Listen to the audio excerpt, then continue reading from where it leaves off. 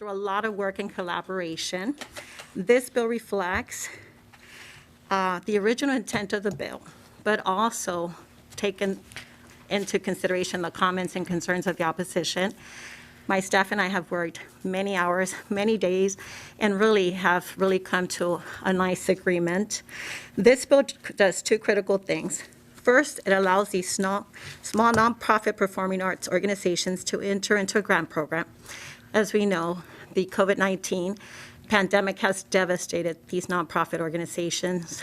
They were not able to open last year and really rely on fundraising efforts. And so this bill really is a lifeline to help them stay open and help them take care of their employees. Under this program, this bill focuses on the smallest, most vulnerable in our communities. And it does really give them some hope so they can continue and be successful. Once it's established, all the organizations can pay into this paymaster that will be created, and it will also be cost neutral as they enter into this paymaster program. By creating economies of scale, participating nonprofit organizations will be able to cut down on their administrative costs by using the same program.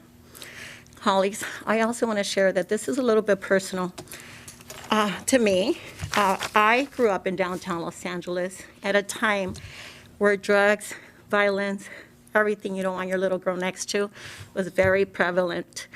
And I was a very creative child, very expressive, and I was able to put that energy into positive ways, and I found the arts. And so luckily, because I had that outlet, I was able to do positive things with my life. But I also know that these organizations are really not only helpful to themselves, but also to the surrounding businesses and communities. I started about 20 years ago when Casa 01 and the heart of Boyle Heights came in a community that wasn't desirable at the time.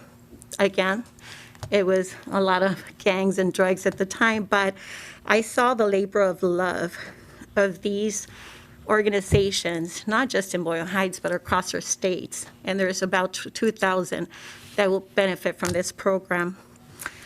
And I also wanted to share that when I was there at Casa 20 years ago, it was incredible to see how Josefina Lopez, who opened this little theater, embraced all those artists that didn't have any experience. Literally, she took all those kids that didn't have a place to go and really offered a safe place for them to come and learn. Really, it also gave a voice and a platform to all those artists that didn't have experience. They wanted to go further. But I also know that this is not just about money. It really is about equity and access to those disadvantaged communities, as well as social justice. I know traditionally the performing arts have been a powerful tool for those voiceless. And historically, major social movements in our nation's history have relied on performing arts to elevate their cause and tell their stories.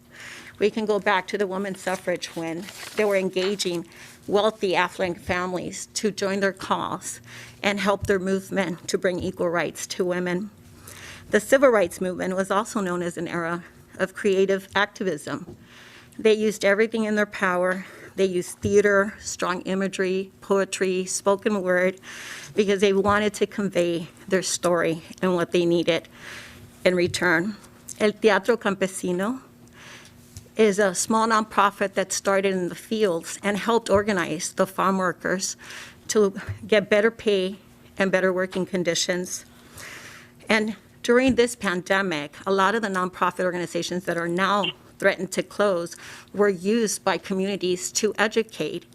For example, Casa 01, as I stated, in the heart of Boyle Heights, was hired by LA County to educate about the vaccine and COVID-19.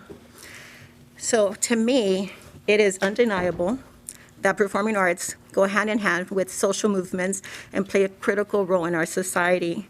At a local level, they provide access to poor, underserved communities. They invite schools and provide classes and workshops to our children that otherwise would not have an opportunity. And as a classroom teacher, I can share with you that the arts, little by little, have been disappearing in our schools. And so we need these organizations to continue to be partners and continue to educate to create well-rounded individuals. So today, I have the honor of having two distinguished guests. First, I'd like to introduce Laura Sucker. She currently serves as the Intern Associate Director until July 1st for the Center for Business and Management of the Arts at Claremont Graduate University and a longtime advocate. I also have Michelle Krusik, who most recently played Anna May Wong in the Netflix series Hollywood. She presently serves the FBI Directing Workshop for Women Advocates for API issues such as domestic violence awareness. So if they may, they can start. Moderator, please welcome our guests. Good afternoon. I'm Laura Zucker. Can you hear me? Yes. Great.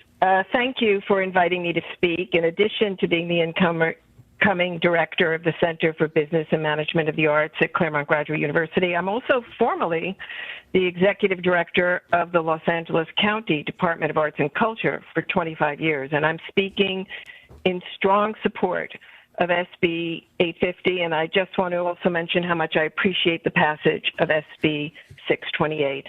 Thank you, Senator Rubio, for your leadership in working with a large coalition to make this happen, and Assemblymember Nazarian for your continuing support on this issue as your constituent from Sherman Oaks.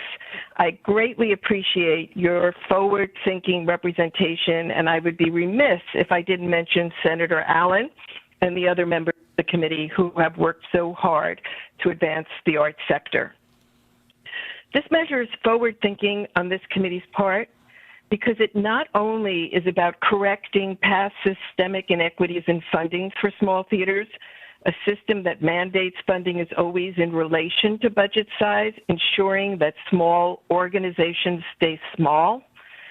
And it's not only about providing immediate critical relief for the current issues brought on by the pandemic. Issues, you know, threaten the survival of the creative lifeblood of our state. And while it's true that this measure will provide employment over the next 3 years for more than 100,000 of those working in the trenches at small nonprofits, it's more than that. It's a bridge that will allow small theaters to be able to continue to employ people at living wages in the future beyond this program, because as these funds allow budgets to grow, it will make nonprofit theaters eligible for greater support from donors and foundations. This government funding will significantly leverage private sector support, providing a pathway to sustainability. The measure will fundamentally change the game for operating theaters in California with a quadruple bottom line of benefits. And I look forward to hearing your comments and taking any questions that you have.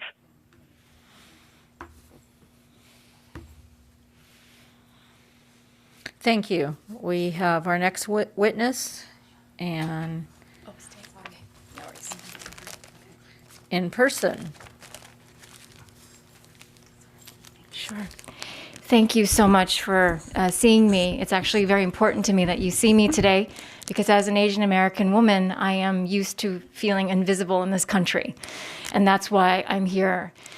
As an API woman, I am an artist because I have mostly experienced invisibility as part of my identity as an American, and I fight for visibility as an artist. I am an actor, writer, and now a director, and I am interested in creating narratives for marginalized people as well as my own community.